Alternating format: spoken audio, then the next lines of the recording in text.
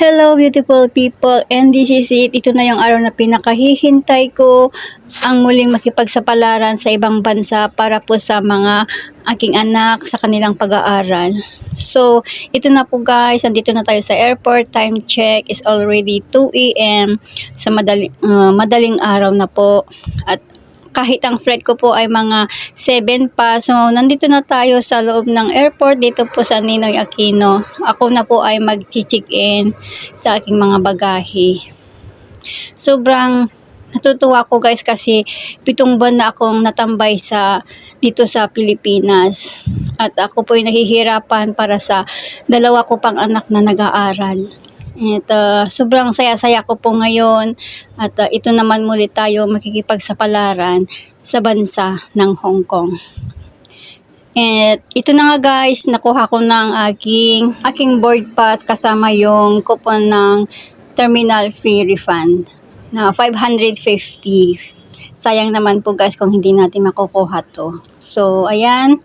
Hinahanap ko na po yung kung saan kinukuha. Ito na nga po guys. Nakuha ko na po ang aking 550 terminal fee refund. Sakto lang guys, may pambili tayo ng makakain dito sa loob ng immigration habang naghihintay ng ating flight kasi maaga-aga pa guys. Nandito na nga ako sa papasok ng immigration at as you see naman po, tayo po ay makikipila.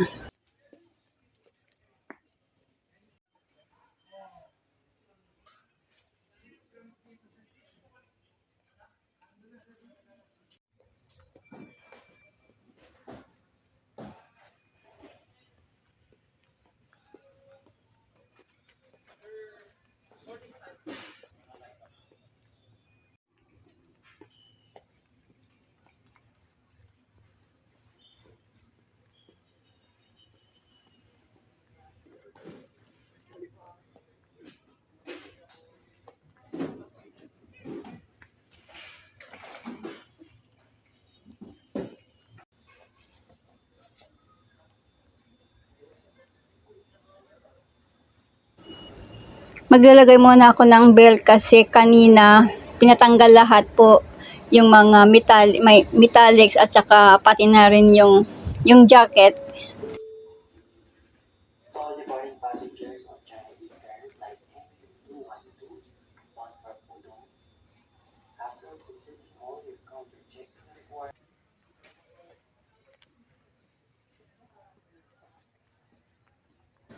So, ito na nga guys, nakapasok na tayo at masyadong maaga pa. Ako po ay magmuni-muni muna dito. Ako lang po mag-isa, wala pa akong nakikitang pwedeng makausap o pwedeng makasama. Pero sanay na ako dyan guys, ang mag-isa. Ito po yung mga maagang pumunta dito sa airport, yung mga takot maiwanan ng eroplano. Tulog pa sila, dito na sila natulog ng gabi. At dahil baka gugutumin ako mamaya, bibili muna ako ng makakain. Yung 550, aanhin ko naman sa Hong Kong yung 550 guys. So, ayan, medyo nagliliwanag na rin. 6 a.m. na po ng umaga.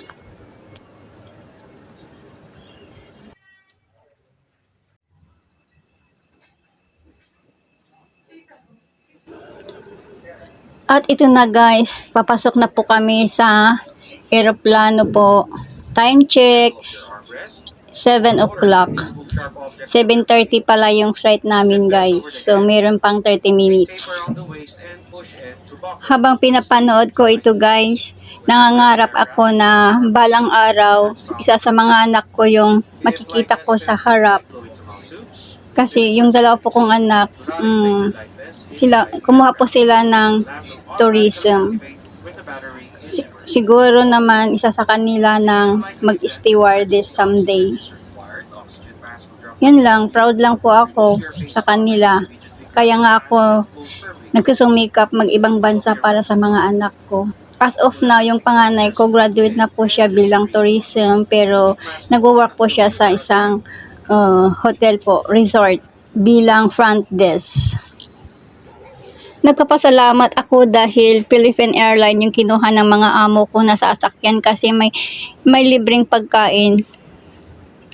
Sa ibang airline kasi ay bibilhin mo yung kakainin mo doon sa loob ng airplane. Pero dito sa Philippine Airlines ay libre po.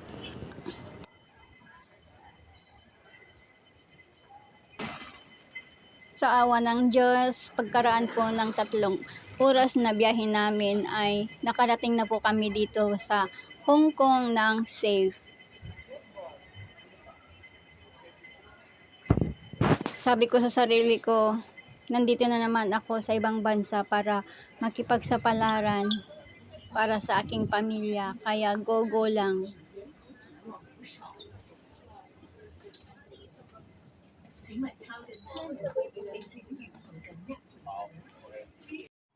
请所有乘客下车，谢谢。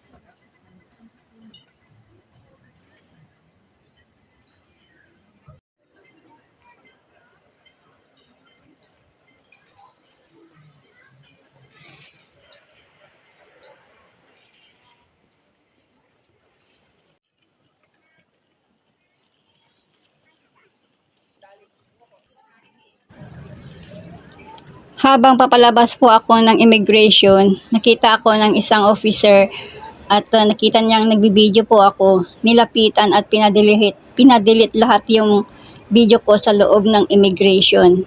Kaya dito lang po ako sa labas naka-video dito sa Hong Kong. Sa loob po ng immigration ay bawal po mag-video.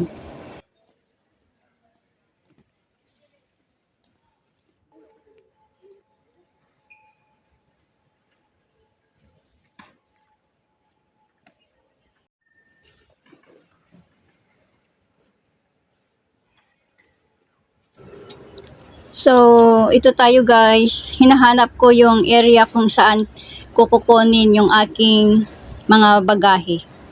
Ay, ang aking bagahe pala. Isa pala yun. So, this is it and thank you guys for the support.